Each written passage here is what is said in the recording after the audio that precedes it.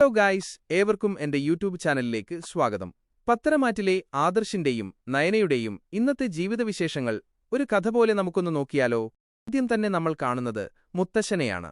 നയനയുടെ 3-ാം മാസ ചടങ്ങിന് പോകാൻ പറ്റാത്തതിന്റെ സങ്കടത്തിലാണോ മുത്തശ്ശനെന്ന് തോന്നിപ്പോകും. അപ്പോഴാണ് അങ്ങോട്ടേക്ക് വില്ലത്തി ലുക്കില് ജലജ വരുന്നത്. ചടങ്ങിന് പോകാത്തതിനെപ്പറ്റി ജലജ എന്തൊക്കെയോ കുത്തിച്ചോദിച്ചപ്പോൾ ദേഷ്യം വന്ന മുത്തശ്ശൻ അവളെ മുറിയിൽ നിന്നും ഇറക്കിവിട്ടു. പക്ഷെ പുറത്തിറങ്ങിയ ജലജ കണ്ടത് മറ്റൊരു കാഴ്ചയാണ്. മുറിയിൽ തനിച്ചായ മുത്തശ്ശൻ ഫോണിൽ നോക്കി ആർക്കോ മെസ്സേജ് അയക്കുന്നു. കൂടെ ഇടയ്ക്കിടെ ഒരു കള്ളച്ചിരിയും. ഇത് കണ്ട ജലജ പതുങ്ങി നിന്ന് ചിന്തിക്കുകയാണ്, ഈ പ്രായത്തിൽ അച്ഛന് വല്ല ചുറ്റിക്കളിയുമുണ്ടോ? കണ്ടാൽ ഇപ്പോഴും ഒരു രാജാവിനെപ്പോലെ ഇരിക്കുകയാണല്ലോ. സത്യത്തിൽ നമ്മുടെ മുത്തശ്ശൻ പാവമാണ് കേട്ടോ. ചടങ്ങിന് പോയ മുത്തശ്ശിക്ക് മെസ്സേജ് അയക്കുകയായിരുന്നു അദ്ദേഹം. ചടങ്ങുകൾ തുടങ്ങിയോടോ എന്ന മുത്തശ്ശന്റെ ചോദ്യത്തിന് ഇല്ല, ഇപ്പോൾ തുടങ്ങും എന്ന് മുത്തശ്ശി മറുപടിയും നൽകി. അടുത്ത സീനിൽ നമ്മൾ കാണുന്നത് നയനയുടെ വീടാണ്.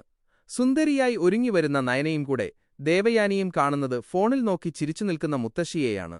നയന കളിയാക്കി ചോദിച്ചു, മുത്തശ്ശി, എപ്പോഴാണ് ഈ മെസ്സേജ് അയക്കലും ചിരിയുമൊക്കെ തുടങ്ങിയത്? ഉടനെ മുത്തശ്ശി ഒരു കള്ളം പറഞ്ഞു.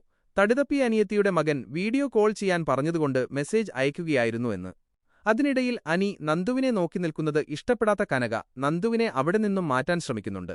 മറുഭാഗത്ത് അഭിയുടെ സഹോദരി ആദർശിനോട് അനിയുടെ ഡ്രസ്സിനെപ്പറ്റി പുകഴ്ത്തി സംസാരിക്കുകയാണ്. താൻ വാങ്ങിക്കൊടുത്ത ഡ്രസ്സാണ് അനി ഇട്ടിരിക്കുന്നത് എന്ന് കേൾക്കുമ്പോൾ നന്ദുവിന്റെ മുഖം വാടുന്നത് നമുക്ക് കാണാം. ഒടുവിൽ ചടങ്ങുകൾ തുടങ്ങുകയാണ്. മുത്തശ്ശൻ അക്ഷമനായി കാത്തിരിക്കുകയാണ്. മുത്തശ്ശി വീഡിയോ കോളിലൂടെ ചടങ്ങുകൾ മുത്തശ്ശന് കാണിച്ചുകൊടുത്തു. താൻ കൊടുത്ത സ്വർണമാല അണിഞ്ഞു നിൽക്കുന്ന നയനയെ കാണാനായിരുന്നു മുത്തശ്ശന് കൂടുതൽ ആവേശം.